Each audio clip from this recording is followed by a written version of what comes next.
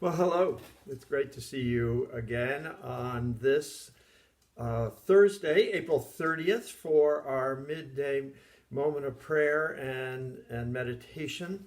I've been thinking that one area of our prayer life, one tradition of our prayer life that has been so rich for us in these past years at St. Albans that we haven't talked about very much at Noonday Prayer is the Celtic tradition that we've nurtured in our Celtic Eventide and imbued in our life in other settings as well. Celtic spirituality, a great part of the Christian experience and certainly part of the Anglican experience, holds that this is a tradition that holds that we find the sacred, we find God in myriad ways, certainly in the scriptures and in the sacraments, but also in our experience in life, in nature, in beauty, in our imagination. We find the sacred in our reason. And all of those strains, all of those avenues by which Celtic Christians found the sacred became part of the tapestry that makes up the Anglican tradition that we celebrate, of course, in the Episcopal Church.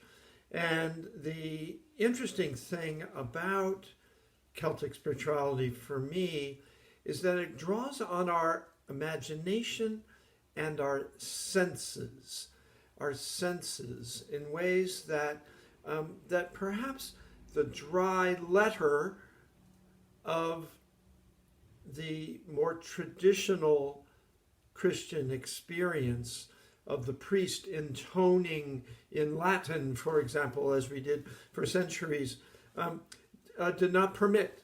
And so for the modern mind, for the 21st century experience, I think one of the great successes of our Celtic Eventide experience is that for many people, it's an avenue into understanding the sacred in their own lives.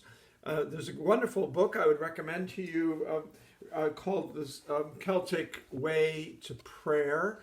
It's written by a woman named Esther Duvall, who I gotten to know a little bit through her life and work in Washington, D.C., where she was associated with the cathedral for some time.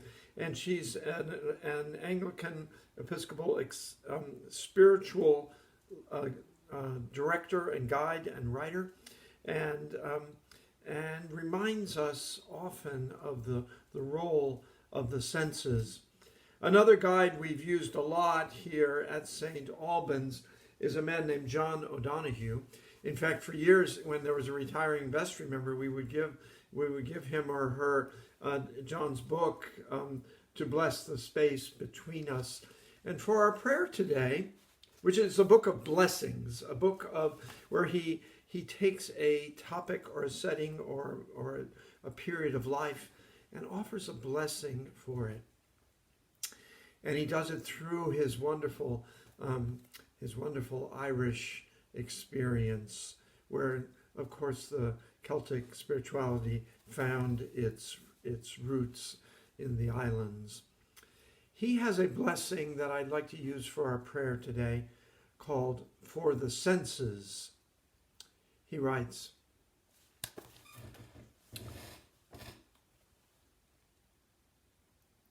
For the senses.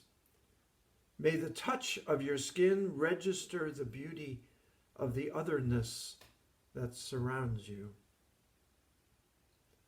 May your listening be attuned to the deeper silence, where sound is honed to bring distance home.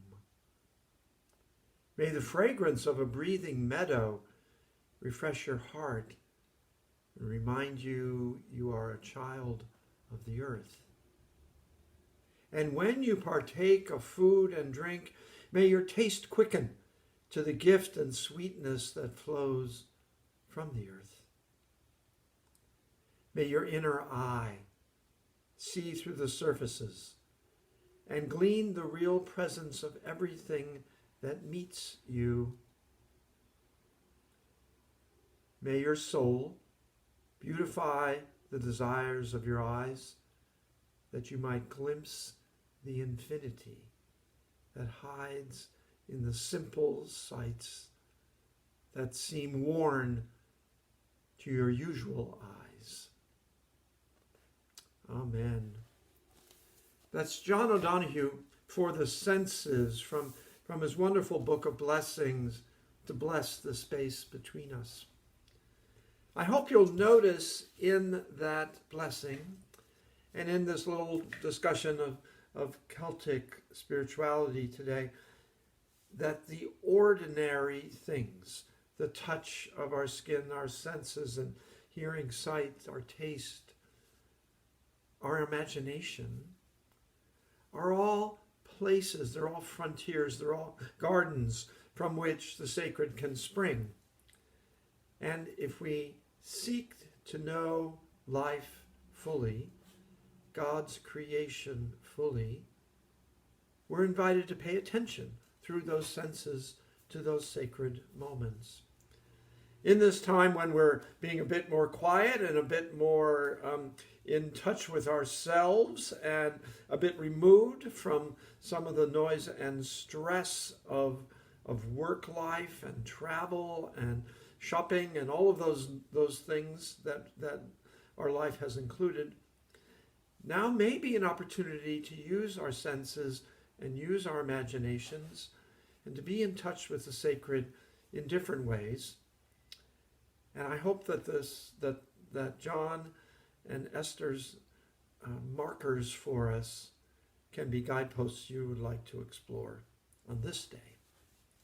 I'm grateful to be with you. Thank you. God bless.